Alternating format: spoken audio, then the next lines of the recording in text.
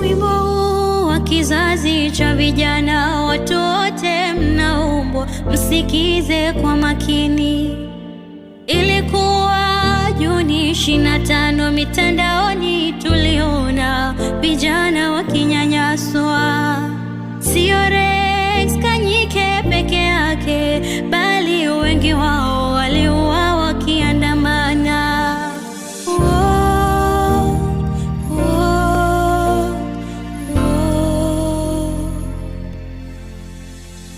Albert Ojwang alichukuliwa na polisi akapelekwa kwa seli huko Nairobi.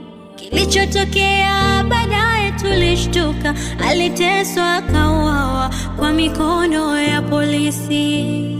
Tulipotoka kwenda kuandamana, Boniface alipigwa risasi tukitazama.